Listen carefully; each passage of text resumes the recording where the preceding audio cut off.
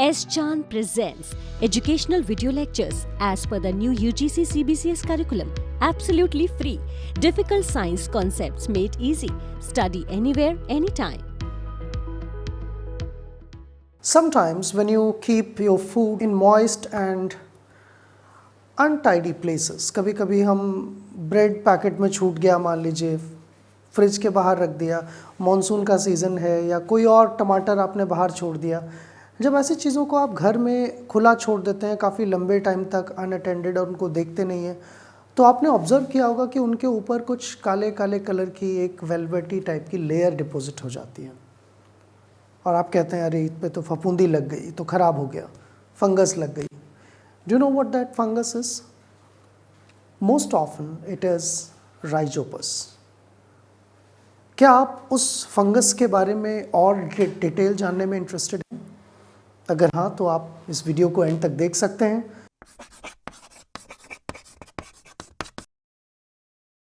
Welcome to S. Chand Academy. My name is Aditya and we are looking at topics of semester 1 for botany. हम botany के इस semester 1 के topics में अब तक algae के बारे में डिस्कस कर चुके हैं, माइक्रोब्स के बारे में डिस्कस कर चुके हैं और अब हम फंजाई के बारे में बात कर रहे हैं। पिछले वीडियो में हमने फंजाई के बेसिक इंट्रोडक्शन के बारे में चर्चा की थी।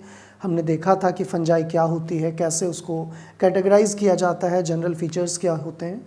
तो उसी को थोड़ा और डिटेल में समझने के लिए और क्लैरिटी से समझने के लिए हम इस फंजाई के बारे में बात करेंगे जो अक्सर घरों में देखने को मिलती है, जो कि बिलोंग करती है राइजोपस ग्रुप को। सो हम राइजोपस फंगस के बारे में इस वीडियो में डिस्कस करने वाले हैं। अगर आप इस टॉपिक के बारे में और जानना चाहते हैं तो एस चांद पब्लिशिंग की इन बुक्स को रेफ़र कर सकते हैं, और अगर आपके पास इन बुक्स की हार्ड कॉपी नहीं है तो डिस्क्रिप्शन बॉक्स में दिए गए लिंक से ई बुक को एक्सेस किया जा सकता है। Let us start this. We will talk about the structure, functions and various taxonomic positions as well as life cycle, ये कैसे रिप्रोड्यूस करती है इसके बारे में भी हम डिस्कशन करेंगे। तो सबसे पहले हम स्टार्ट करते हैं राइजोपस से। आपने ये सीखा कि राइजोपस घरों में उगने वाली एक कॉमन मोल्ड है। मोल्ड हम सिनोनिमसली यूज़ करते हैं फंजाई को। ये एक वेलवेटी कलर की, ब्लैक कलर की एक लेयर प्रोड्यूस करती है। ये दोनों ही प्लांट और एनिमल दोनों पर मिल सकती है। So if you look at the entire class of Rhizopus genus, it is basically a saprophytic fungi.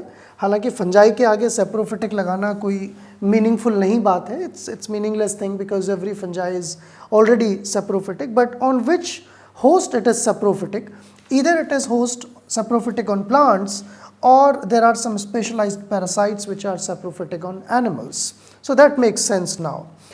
They are found in a wide variety of organic substances. बहुत से अलग अलग तरह के organic substances, जैसे हमने बात की घरों में रखी हुई vegetable, bread, mature fruits, jellies, syrups, अचार रखा हुआ है उसमें थोड़ा मॉइस्चर लग गया, उसमें भी ये फंगस लग सकती है, जैम में लग सकती है, लेदर पे लग सकती है। घर में अगर जूते रखे हैं लेदर के, बेल्ट रखी है और उस पर मानसून के दिनों में बहुत दिन तक अनअटेंडेड छोड़ दिया है, उस पर भी इसी टाइप की फंगस लग जाती है। इसके अलावा ब्रेड, पीनट, टोबैको, इन सब चीज़ों पर ये राइजोपस प्रेजेंट हो सकता है। अगर हम इसकी टेक्सोनोमिक पोजीशन की बात करें तो हम देखेंगे कि करंट टेक्सोनोमिक पोजीशन जो है उसके अकॉर्डिंग राइजोपस फंजाई किंगडम के अंदर है और इसके अंदर जो डिवीजन बनाया गया है that is of Mucor mycota. लेकिन हाँ, अगर आप ओल्ड क्लासिफिकेशन की बात करते हैं so this belong to that group where mycelium doesn't have septum. Aseptate mycelium वाले ग्रुप को ये बिलोंग करता है and the family is Mucoraceae where as genus is Rhizopus. So Mucoraceae जो फैमिली है उसके अंदर म्यूकर भी आता है, राइजोपस भी उसी फैमिली के अंदर आता है और इसकी जीनस राइजोपस है। अब ये राइजोपस ऐसा नहीं है कि एक ही ऑर्गेनिज्म है, ये एक जीनस है तो इसके अंदर बहुत सी स्पीशीज़ हो सकती हैं और ऐसा भी नहीं है कि सारा राइजोपस इतना खतरनाक होता है, ब्रेड पे लगे हुए फंगस की तरह पॉइजनस हो सकता है। कुछ राइजोपस बल्कि ईडेबल भी होते हैं, उनसे कुछ यूज़फुल प्रोडक्ट्स भी बनाए जाते हैं। तो अगर हम इसका स्पैन देखें कि कौन कौन सी स्पीशीज़ हैं तो there are number of species, कई तरह की स्पीशीज़ हैं। जैसे आप देख सकते हैं राइजोपस अमेरिकानस, एरिजस, इनमें से कुछ नोटवर्दी हैं, कुछ पर हम गौर कर सकते हैं। जैसे लास्ट वाला जो दिया हुआ है rhizopus stolonifer, this is actually black rhizopus which I was talking about is present on bread और वेजिटेबल्स और fruits, but not all rhizopus are like that. कुछ स्पीशीज़ हैं जैसे कि राइजोपस ओलिगोस्पोरस, और राइजोपस ओराइजा। सो ये दोनों जो राइजोपस की स्पीशीज़ हैं ये कुछ फर्मेंटेड फूड बनाने के काम में आते हैं।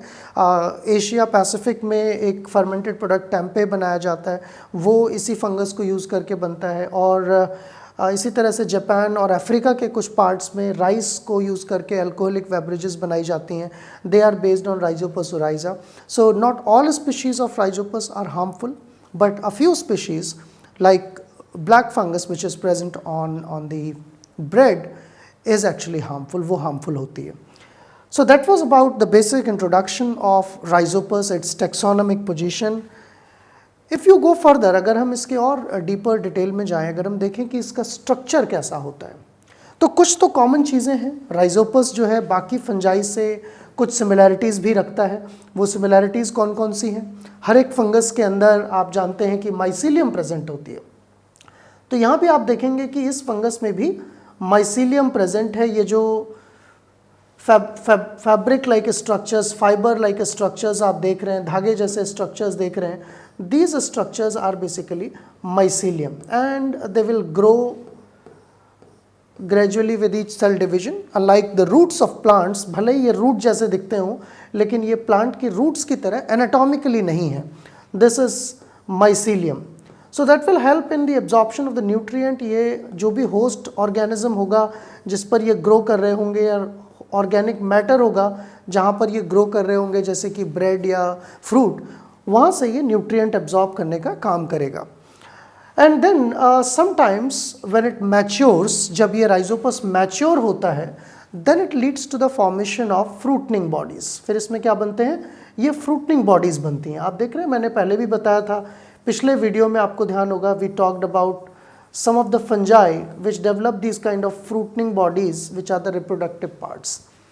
तो जो विजिबल होता है, जब ये फंगस दिखने लगती है आपको, ब्रेड के ऊपर जब दिखने लगती है, तो बेसिकली ये फ्रूटनिंग बॉडीज बन चुकी होती हैं। अदरवाइज जब तक माइसीलियम होगी तब तक ये माइक्रोस्कोपिक रहेगा, हार्डली आप उसको ऑब्जर्व कर पाएंगे। Maybe sometimes if you feel it, then slimy appearance can help you to finding out whether these mycelium is present or not. बट जो विजिबल पार्ट है इसका, that is mostly these reproductive parts, जो कि बहुत fine होते हैं। ये आप बहुत ही मैग्नीफाइड इमेज देख रहे हैं। These are microscopic structures and they will be very very fine. So these fruiting bodies are also called as sporangia. इनको क्या कहा जाता है? Sporangia कहा जाता है। और sporangia के अंदर जो चीज़ें प्रेजेंट होती हैं वो क्या हैं? They are spores. So that's basically a transverse section. You can see spores inside these sporangium which can be released off from this fungus when it matures. जब ये mature हो जाती है, तो जैसे प्लांट से पॉलन निकल के गिर जाते हैं, पॉलन बाहर चले जाते हैं, ऐसे इससे स्पोर्स निकल जाएंगे। और ये स्पोर्स अगर मान लीजिए आसपास रखे हुए किसी और फ्रूट पर, किसी और ब्रेड पर या किसी और मटेरियल पर पड़ जाते हैं, they can germinate into a new plant. You can also see here in this picture, आप इस पिक्चर में एक जर्मिनेटिंग स्पोर भी देख सकते हैं। This is one spore which fell down on a suitable material and then it gradually germinates by having its mycelia. तो जैसे सीड से प्लांट उग जाते हैं, ऐसे इन छोटे छोटे मिनिएचर स्पोर्स से इनमें से माइसीलियम निकलने लगता है। और जब माइसीलियम बहुत ज़्यादा फैल जाता है, जब ये न्यूट्रिएंट ले लेता है, तो फिर क्या होता है? Then gradually these reproductive parts start appearing. So एक टाइप ऑफ लाइफ साइकिल आप कह सकते हो, एक पार्ट ऑफ लाइफ साइकिल जो है राइजोपस का हम यहाँ पर देख चुके हैं। That means it can be thought to be starting with spore. Spore से स्टार्ट हुआ, स्पोर जर्मिनेट हुआ, और स्पोर जर्मिनेट होने के बाद फिर माइसीलियम फैल गया किसी भी फूड मटेरियल में, दैट मे बी ब्रेड और अदर सोर्स। एंड देन फिर इस माइसीलियम में क्या हो गया? इस माइसीलियम में फ्रूटनिंग बॉडीज आ गई, and those fruiting bodies will release spores. So this is one part of cycle और one component of its life cycle where the spore formation or fruiting body's appearance will lead to propagation of its generation. इस तरह से इसकी generation आगे बढ़ती है. तो bread पर जब आपको ये दिख रहा है तो फ्रूटनिंग बॉडीज़ हैं. अगर वो धूल जैसी चीज़, वो डस्ट जैसा ब्लैक कलर का कंपोनेंट, वो अगर किसी दूसरी चीज़ पर पड़ गया तो समझ लीजिए कि इस फंगस के स्पोर्स और कहीं चले गए हैं, वो हमारी बॉडी के अंदर भी चले जाएंगे. तो हो सकता है कि हमारे शरीर में भी वो कुछ नुकसान करें. For not all fungus, but few fungi can go inside the lungs and they can infect the respiratory tract as well. Now if you look at the detailed structure, अगर आप इस हाइफा का डिटेल्ड स्ट्रक्चर देखें, इस mycelium का detailed structure देखें, तो आपको देखने को मिलेगा कि ये जो माइसीलियम है बेसिकली ये एक वॉल्ड स्ट्रक्चर है। This has got a covering outside, इसमें बाहर एक कवरिंग है और इस कवरिंग के अंदर क्या है, it has got organelles, a lot of space, इसमें काफ़ी सारा स्पेस जो है that is covered by multiple nuclei. So you know that Rhizopus belong to a family of fungus which is aseptate, यानी कि इसकी माइसीलियम में बीच में कोई दीवारें नहीं होती हैं, तो ये धीरे धीरे जब डिवाइड होती हैं सेल्स तो इसमें मल्टीपल न्यूक्लियस हो जाते हैं, सिंसिटियल कंडीशन हो जाती है just like some of our muscle cells. तो इसमें बहुत सारे न्यूक्लियाई आपको देखने को मिलेंगे। और क्या चीज़ देखने को मिलेगी, there will be multiple mitochondria which are powerhouse of the cell and they will keep on generating energy for the cell, ये सेल के लिए एनर्जी बनाते रहेंगे। और यस, इसमें ट्रांसपोर्ट के लिए एंडोप्लाज्मिक रेटिकुलम भी होगा। सो ER will be continuous with the nucleus, ये न्यूक्लियस के साथ कंटिन्यूअस होगा। तो हमने ये देखा यहाँ पर कि जो राइजोपस है उसमें क्या क्या स्ट्रक्चर्स होते हैं और ये अपना एक एसेक्सुअल लाइफ साइकिल किस तरह से पूरा करता है। एक छोटे से ब्रेक के बाद हम फिर मिलेंगे और आगे कंटिन्यू करेंगे अपना डिस्कशन राइजोपस के लाइफ साइकिल के बारे में। हेलो एवरीवन, थर्मोडायनेमिक्स फिजिक्स का एक ऐसा सब्जेक्ट है जिसमें बहुत सारी कन्फ्यूज़न अक्सर बनी रहती हैं। सिस्टम और सराउंडिंग की ये कन्फ्यूज़न हम दूर करने के लिए आपके सामने आ रहे हैं। मैं हूं डॉक्टर सचिन कुमार और एस चांद एकेडमी पर हम आएंगे और पढ़ेंगे थर्मोडायनेमिक्स के ऐसे ही टॉपिक्स बिल्कुल आसान तरीके से। So just stay connected, channel को सब्सक्राइब कर लीजिए, बेल आइकन दबा लीजिए ताकि हम कनेक्टेड रहें और आप तक ऐसे ही टॉपिक्स लाते रहें और आप बढ़िया से पढ़ाई कर पाएँ।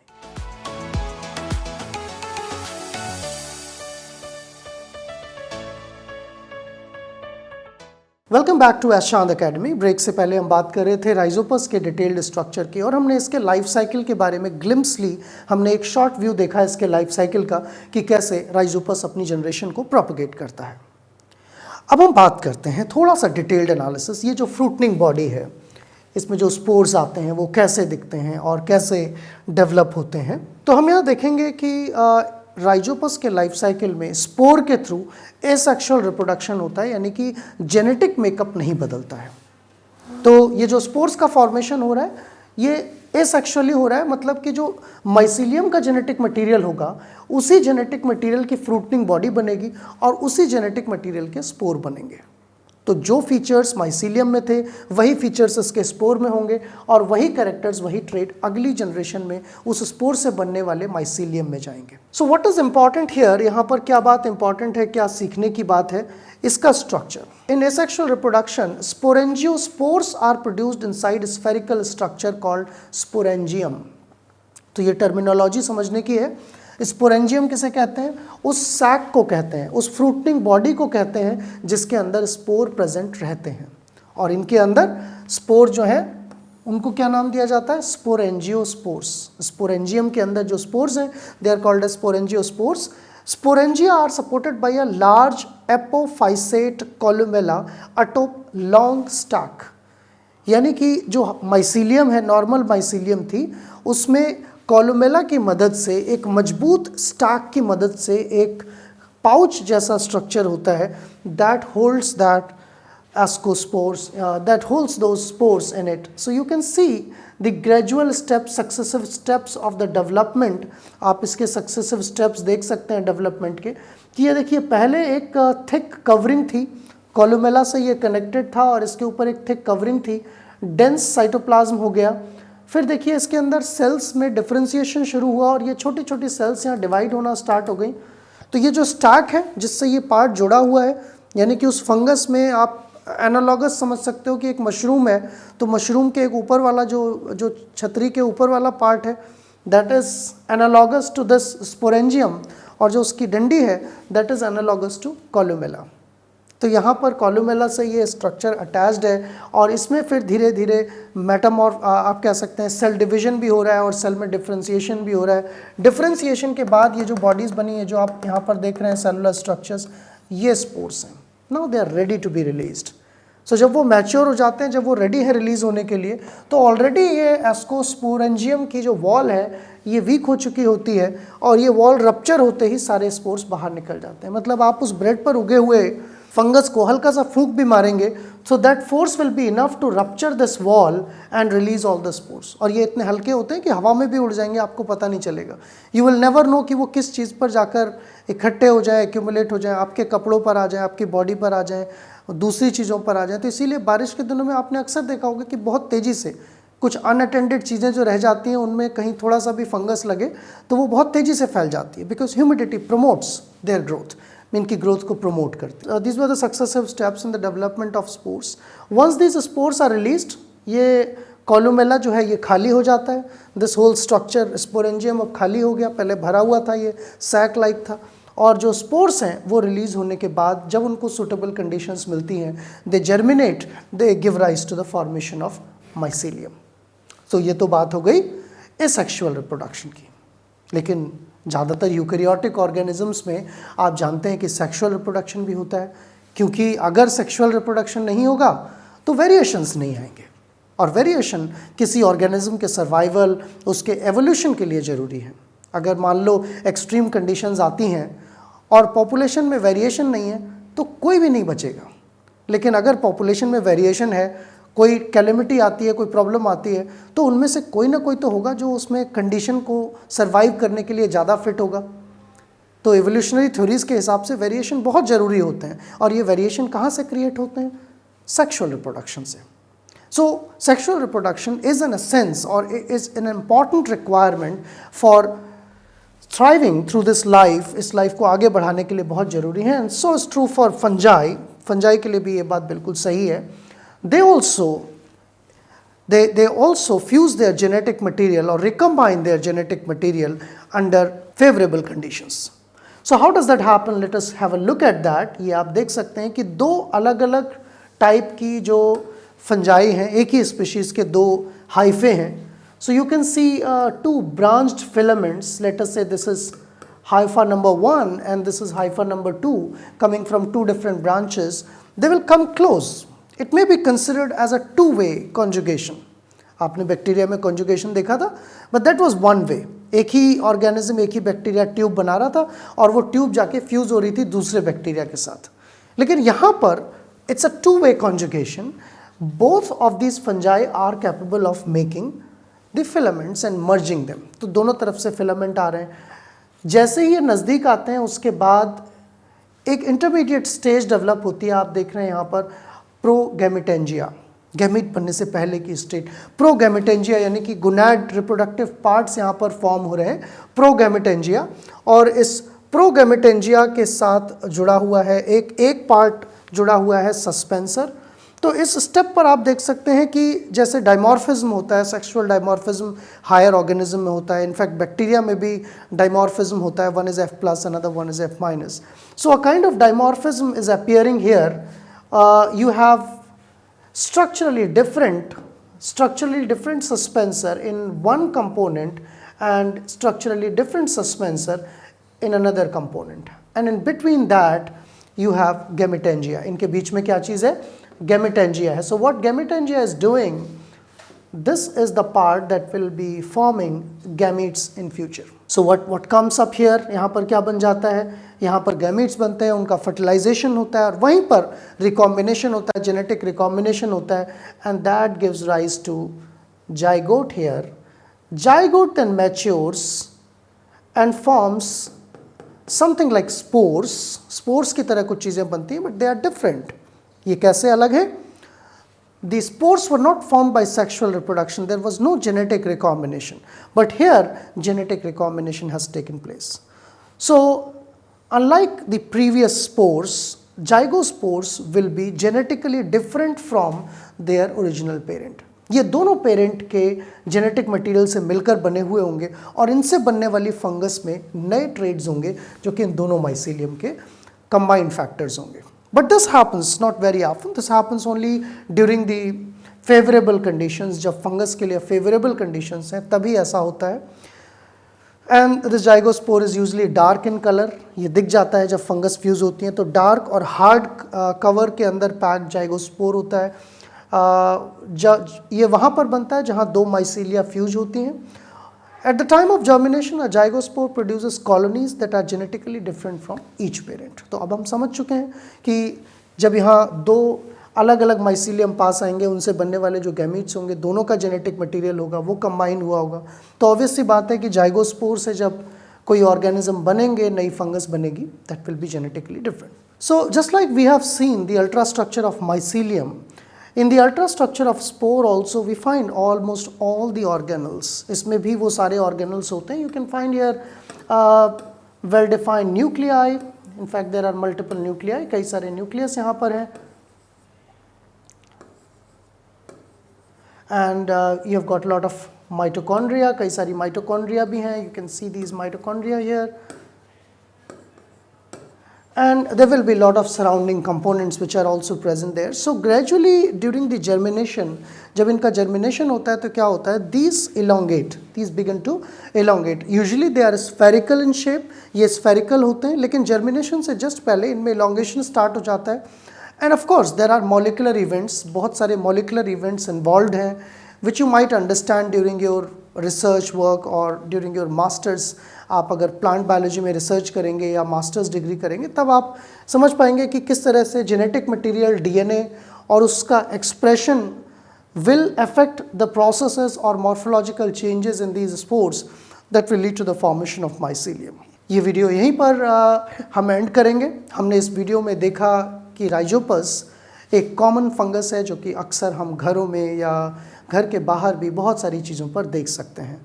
It can be found on fruits, on vegetables, on leather, paper, lot of things, and it is represented by a very distinct life cycle. Usually इसके structure में mycelium होता है, लेकिन favorable conditions के time पर black color की fruiting bodies भी आती हैं, और वो asexual fruiting bodies जिनके अंदर spores होते हैं, they can replicate and they can generate or they can carry forward the cycle of Rhizopus. But sometimes two different Rhizopus varieties or two different variants, they can come close, they can fuse their mycelium and they can give rise to zygospores, which are outcome of sexual reproduction. तो ये जो fungus है ये asexual और sexual दोनों तरह से reproduce कर सकती है। इसकी बहुत सारी स्पीशीज़ हैं, सारी स्पीशीज़ हार्मफुल नहीं हैं, कुछ ही स्पीशीज़ जो हैं वो हार्मफुल होती हैं, पैथोजेनिक होती हैं, और ये दोनों मीन्स हमने देखा कि दोनों तरीके से रिप्रोड्यूस करती है। So that was the main idea of this video. इस वीडियो का मेन ऑब्जेक्टिव यही था कि हम राइजोपस के स्ट्रक्चर, फंक्शन और उसके लाइफ साइकिल के बारे में समझें, जो हमने फुलफिल किया। I hope you understood it well. अगर आप इस टॉपिक के बारे में और जानना चाहते हैं तो एस पब्लिशिंग की इन बुक्स को रेफ़र कर सकते हैं, और अगर आपके पास इन बुक्स की हार्ड कॉपी नहीं है तो डिस्क्रिप्शन बॉक्स में दिए गए लिंक से ई बुक को एक्सेस किया जा सकता है। So if you are enjoying these videos, अगर आपको वीडियो पसंद आ रहे हैं और आपको इनसे बेनिफिट हो रहा है, you can like, share and subscribe this channel, and you can press bell icon for regular updates so that you can get information about upcoming videos. Thank you for watching.